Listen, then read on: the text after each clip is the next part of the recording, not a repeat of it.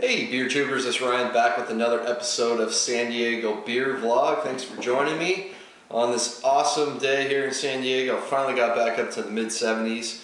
And so I'm going to be doing an IPA, which always goes great with this weather. And this is the latest release from Deschutes up there in Bend, Oregon. Deschutes is one of my favorite breweries. I haven't had a bad beer from them. And I love the artwork on this beer. This is part of their Bond Street series from their original brew pub, I believe. This is Hop Henge Experimental IPA. This thing clocks in at 9%, which is just a huge double IPA. Even though they don't call it a double IPA, it's an experimental IPA for some reason. I'm not entirely sure what's experimental about it, but maybe we can find out. So I'm using my, I don't think I've used this in review yet, Stone Cali Belgique IPA glass. I got Stone. I have two of these shaped, and they're great for IPAs. We're getting a very, very, very clear beer. I can easily see through that.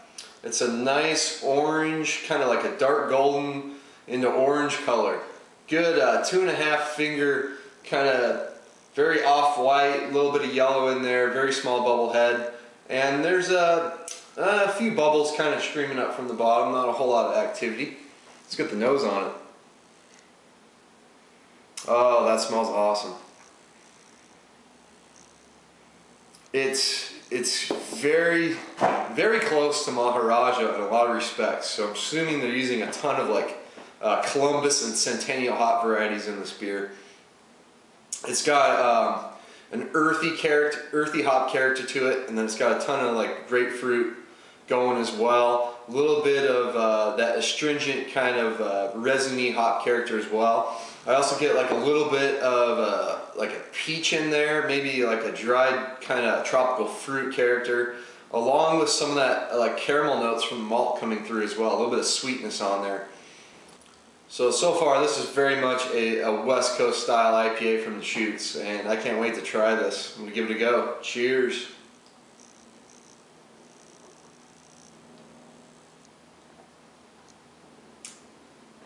Oh wow. Wow, that's a lot of hops up front. It is bitter, but not too bitter. It's actually fairly, it's like one of those hop forward balanced IPAs in the sense that there's a good amount of malt that comes in the backbone, but up front, wow. The amount of like hop flavors in this. Like you get more hop flavor than you do actual bitterness. And it is very bitter, don't get me wrong, but so many flavors of that hops up front before this malt backbone comes into play.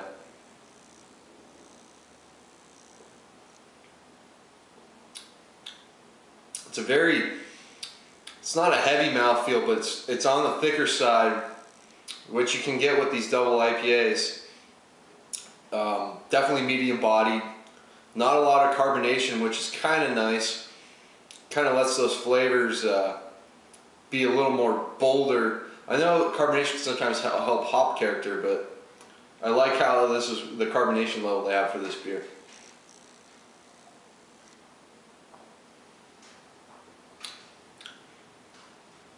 Up front you get a lot of like sweet hops.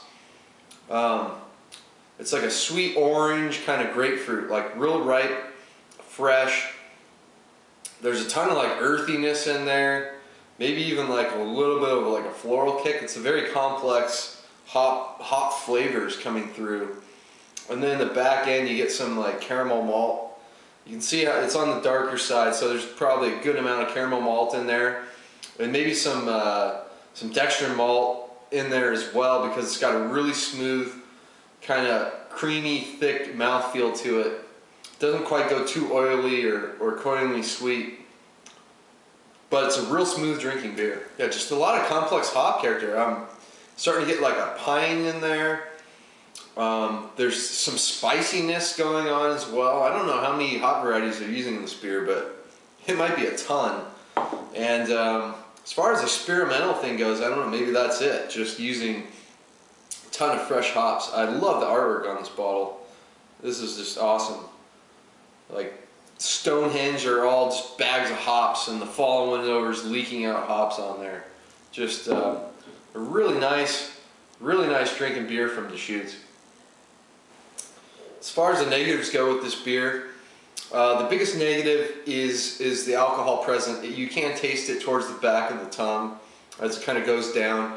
It's not any like fusel alcohol you can get it for fermenting too hot, but I was kind of hoping that like a beer that has this much hops usually tends to kind of drown out some of the alcohol character in it, but I do get some alcohol in this one. So that kind of for me knocks it down a little bit in terms of being just, it's still an excellent beer. I'm going to go with an A- for this one, mainly due to that kind of alcohol. But other than that, I mean, it's just fantastic. This brewery is just phenomenal. It's too bad that they're pretty much only out on the West Coast right now. I don't know if they plan on heading to the Midwest or East Coast yet, or maybe they're already on select spots on the East Coast, but try every big bomber bottle of Deschutes that you can buy, because I've yet to be let down. They're all excellent beers. I doubt any of them are less than an A-, maybe a B+ for some, but this beer, is it that experimental? No. Maharaja is still kind of like my top double IPA, Imperial IPA. This thing's very close on the aroma.